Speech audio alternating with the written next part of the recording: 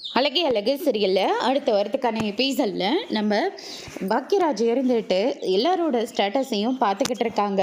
அப்போ நம்ம தங்கராஜோட ஸ்டேட்டஸையும் பார்க்குறாரு. பார்த்ததில் பார்த்திங்கன்னா தான் மனைவி கிழிச்சு கோட்டை தாண்ட மாட்டான்னு நான் நினச்சிட்டு இருந்தேன்.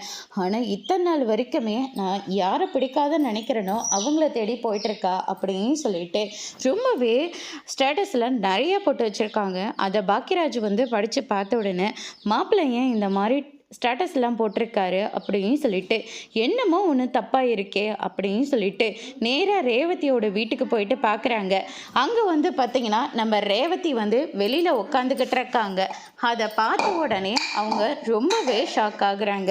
அதுக்கு அடுத்து தான் இங்கே என்ன பண்ணிகிட்ருக்க ரேவதி அப்படின்னு சொல்லிட்டு கேட்கவும் அதெல்லாம் ஒன்றும் இல்லைன்னு அப்படின்ற மாதிரி சொல்லிடுறாங்க. ஏதாவது பிரச்சனையா அப்படின்னு சொல்லிட்டு கேட்கவும் பிரச்சனைலாம் ஒன்றும் இல்லைன்னு அப்படின்ற மாதிரி சொல்லிடுறாங்க. தங்கராஜ் இருந்துட்டு யார் கூட பேசிகிட்டு இருக்க அப்படின்னு சொல்லிட்டு வெளியில் பார்க்குறாரு. பார்த்தா நம்ம பாக்கியராஜ் நின்றுட்டுருக்காங்க.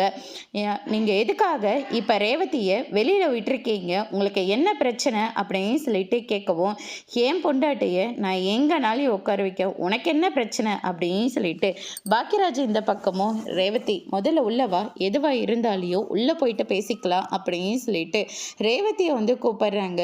ரேவதி தங்கராஜை மீறி உள்ளே போக போகிறாங்களா இல்லையன்றதை வரப்போகிற எபிசோடில் பார்க்கலாம். தேங்க்யூ.